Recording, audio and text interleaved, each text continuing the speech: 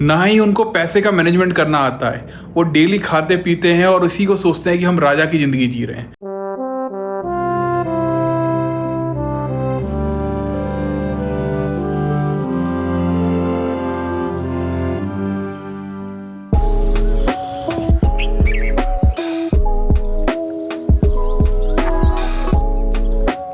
कल आंधी तूफान आया था और ग्वालियर का मौसम ऐसा ही है। आज बहुत ठंडक हो गई है। मुझे लग रहा है ब्रूज़ों के लिए ना मज़े हो गए। गर्मी से बहुत परेशान था वो।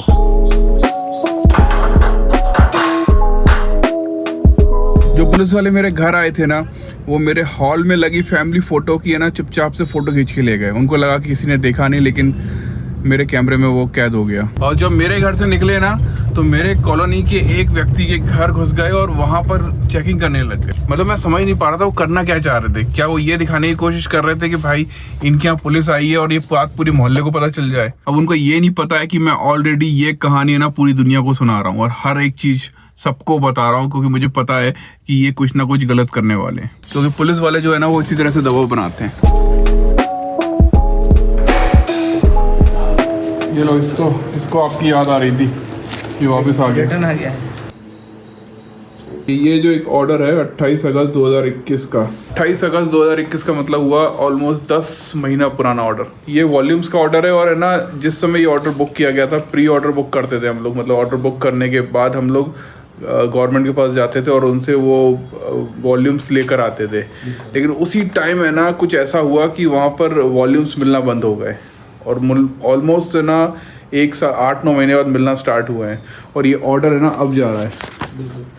और जो सम्राट भी कितना इंतजार किया, कितना वेट किया। एक बार भी नहीं फोन ला के नहीं बोला कि ये कैंसिल कर दो या वापस हमारा पैसा रिफंड कर दो। बिल्कुल बिल्कुल। और हमारी भी जिम्मेदारी है कि हम है ना उनको उसी रेट पे दे रहे हैं। मतलब जो पुराना रेट था हमारा, जिसमें हमें लॉस हो रहा है, हम नेगेटिव में जा रहे हैं, लेकिन हम उसी प्राइस में ना उनको वॉल्यूम भेज रहे हैं बाबा साहब के।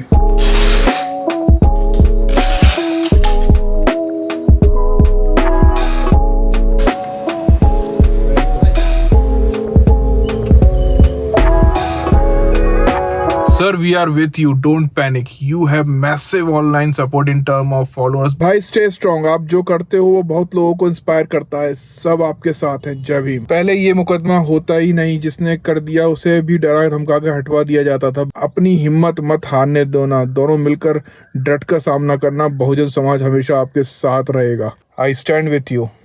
Fight for right. अगर किसी सहायता की जरूरत है तो हम सभी अपने हैसियत के अनुसार मदद कर देंगे। देखिए ऐसे हज़ारों कमेंट मेरे पास आ रहे हैं, लेकिन है ना मुझे ना तो केस लड़ने के लिए पैसा चाहिए और ना ही किसी और चीज़ के लिए। मुझे सिर्फ आप लोगों का सपोर्ट चाहिए सच्चाई लोगों तक दिखाने के लिए। क्योंकि क्या हो रहा है कि जो कोर्ट या जितने भी लोग हैं ना, ये सब फर्जी केस हम पर डाले जा रहे हैं और इस केस के सारे सबूत हमारे पास होने के बावजूद भी उनको देखा नहीं जा रहा, उनको नज़रअंदाज किया जा रहा है। बस मैं ये चाहता हूँ कि जो भी हमारे पास प्रूफ हैं उनको देखने के बाद ही ये जो भी केस है इनको जज किया जाए। Light camera action. ये है वो हमारी फेमस टी शर्ट सबसे ज़्यादा। यही स्टिकर रहने वाला। हाँ, ये लोगो है अपना। ये क्या है? ये देख। अरे वाह, कैसा है? मस्त है ना? हाँ, वैसे ऐसे ही लग रहा था सिंपल। तो शुरू करें अपने मोहल्ले की कहानी। देखिए जो अम्बेडकरवादी व्यक्ति होता है ना, जो पढ़ा लिखा अम्बेडकरवादी व्यक्ति होता है ना, चलो अम्बेडकरवादी नहीं भी, अगर कोई पढ़ा लिखा व्यक्ति है ना, तो वो अपने अच्छा बुरा समझ सकता है। वो ये समझ सकता है कि उसकी उन्नति कैसे होगी, उसके बच्चे आगे कैसे बढ़ेंगे और उसको क्या करना चाहिए और क्या नहीं करना चाहिए। जो हमारे मोहल्ले के अम्बेडकर व्यक्ति थे वो ज़्यादा बड़ी पोस्ट पे नहीं थे, एक छोटी सी गवर्नमेंट टीचर थे, लेकिन उनको पता था कि पैसे का सही इस्तेमाल कैसे किया जाता है, किस तरह से पाखंड में ना बर्बाद करते हुए अपने बच्चों की अच्छी शिक्षा में उसका इस्तेमाल करते हुए कैसे आगे बढ़ा जाता है, ये उनको पता था। लेकिन एक दलित जो पढ़ा लिखा नहीं है और पाखंडवाद में फंसा हुआ है, अगर वो 100 रुपये भी कमाता है ना, तो वो 50 रुपये कहाँ बर्बाद करता है ये आपको पता है। बाकी के 30 रुपये वो दारू में बर्बाद करता है और बचे हुए 20 रुपये वो घर पे देता है। ये हालत होती है। और बच्चों की शिक्षा तो है ना, उसको मजाक लगती है, उसको लगता है ठीक है यार पढ़ जाएंगे, ABCD आ गई ना, आगे आगे करना क्या है, मजदूरी करना है कर लेंगे।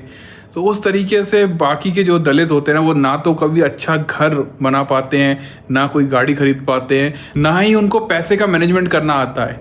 वो डेली खाते पीते हैं और उसी को सोचते हैं कि हम राजा की ज़िंदगी जी रहे हैं। लेकिन उसी के अपोजिट एक पढ़ा लिखा, भले वो मनुवादी हो या अम्बेडकरवादी हो, वो दिन रात अपने बच्चों को पढ़ा रहा होता है, वो अपने घर को बड़ा बना रहा होता है, गाड़ियाँ ले रहा होता है, बच्चों को विदेश भेज रहा होता है, अच्छी उच्च शिक्षा प्राप्त करने की कोशिश कर रहा होता है। और वो आपसे बोलता है कि भैया ये धार्मिक लड़ाइयाँ लड़ो, ये आपके लिए सबसे पुण्य का काम है, स्वर्ग में जाओगे। तो हमारे मोहल्ले का जो मुखिया था, मनुवादी मुखिया, अब से हम यही बोलेंगे, जो हमारे मोहल्ले का मनुवादी मुखिया था, उसका घर अच्छा था, उसके बच्चे अच्छे पढ़ रहे थे, उसकी कई जनरेशन पढ़ी लिखी थी, उसके पूरे परिवार वाले पढ़े लिखे थे। सामने वाले दलितों के घर है ना, उसके सामने झुग्गियों जैसे लगते थे। उसको लगता था कि मैं यहाँ का राजा हूँ, ये 4-5 दलित ये मेरे प्रजा हैं और मैं इनको जो बोलूँगा ये वो करेंगे। एक खास चीज़ होती है, अगर आपको किसी को है ना अपने काबू में रखना है ना, तो उसको लड़ाते रहो। डिवाइड एंड रूल अंग्रेज लाए थे कि और कोई लाया था, ये आप खुद डिसाइड करो, कमेंट में बताओ मुझे। लेकिन डिवाइड एंड रूल एक इतना खतरनाक फॉर्मूला है जो आज अभी इस वक्त भी हमारे देश में चल रहा है। तो ये डिवाइड एंड रूल जो है ना, वो वहाँ पर भी चलता था। एक पढ़े लिखे इंसान और एक पढ़े लिखे अम्बेडकरवादी में क्या अंतर होता है? पढ़ा लिखा अम्बेडकरवादी हमेशा है ना शिक्षा को आगे रखता है। वो खुद नून रोटी खाएगा लेकिन बच्चों को खूब पढ़ाएगा। उसे पता है यही सबसे खतरनाक इन्वेस्टमेंट है, जिस पर वो अभी से काम करेगा ना, तो भविष्य में उसको जो फल मिलेगा उसका मुकाबला कोई भी इन्वेस्टमेंट नहीं कर सकता। ना कोई एफडी कर सकता है, ना ही कोई शेयर मार्केट कर सकता है।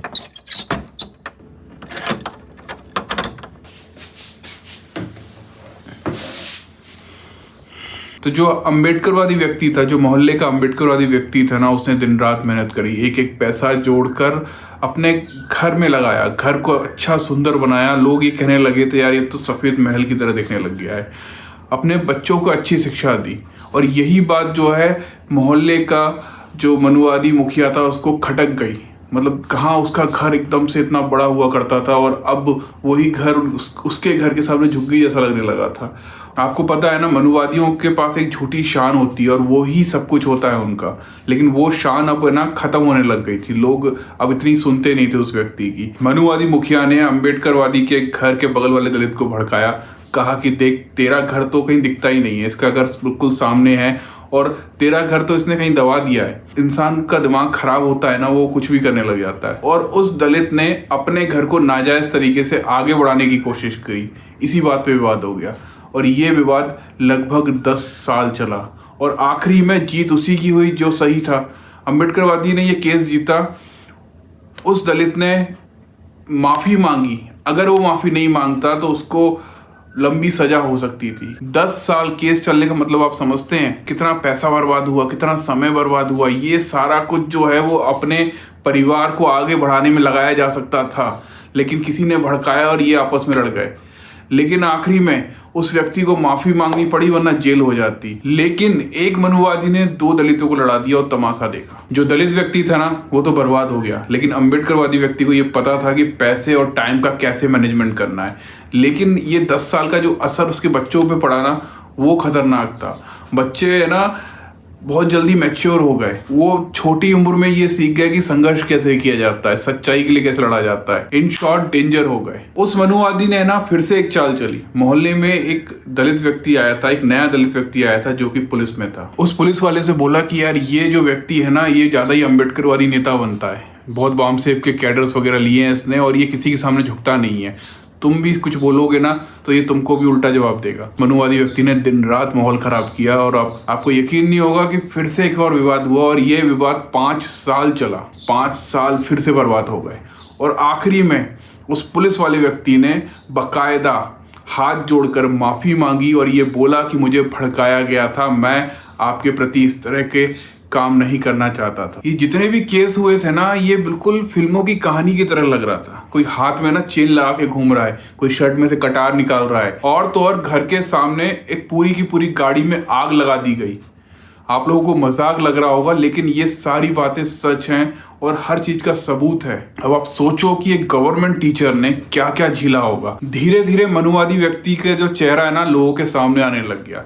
इसका घर सबसे आगे पड़ता था, ये गाड़ियां लगा के रास्ता रोक देता था, कभी गड्ढे खुदवा देता था, कभी पत्थर रखवा देता था। इसने खूंखार कुत्ता पाल रखा था और जानबूझ के ये दरवाजे खोल देता था, जो कि मोहल्ले के जो बच्चे और बुजुर्ग हैं उन पे झपट चुका था, उनको काट चुका था, लेकिन कोई कुछ बोल नहीं पाता था। और ये सारे मिलकर समझ गए थे कि अब इनकी जो लड़ाई है ना वो ये अम्बेडकरवादी व्यक्ति ही लड़ सकता है, तो ये उसको ही आगे कर देते थे, भैया आप लड़ो, कुछ भी होगा आप लड़ो। ऐसे करते करते है ना लगभग 15-20 साल बीत गए।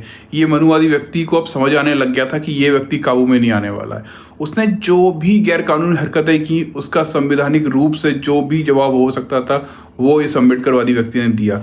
आपको पता है संविधान एक बहुत बड़ी ताकत है। अगर आपको उसे पढ़ना आता है, आपको आईपीसी धाराओं के बारे में जानते हैं ना, तो आपको कोई कुछ भी नहीं बोल सकता था। आपको याद है कुछ लोग मेरे घर घुसे थे क्राइम ब्रांच वाले, एक इल्लीगल तरीके से, बिना ड्रेस के, बिना आईडी कार्ड के, बिना वारंट के। मैंने उनको भगा दिया था क्योंकि मुझे पता था कि वो गलत तरीके से आए और ये बात वो भी जानते थे। तो कोई भी पुलिस वाला बिना ड्रेस, बिना वारंट, बिना आईडी कार्ड के आपको गिरफ्तार नहीं कर सकता है। समस्या ये है कि है ना समय एक सा नहीं होता, इंसान बूढ़ा भी होता है, बीमार भी होता है और उस समय लोग उस पर हावी हो जाते हैं। कल मैं इस है ना कहानी का अंत करूंगा और जितने भी प्रूफ हैं उसके बारे में भी आपको कल बताऊंगा। कल मिलते हैं। Keep supporting.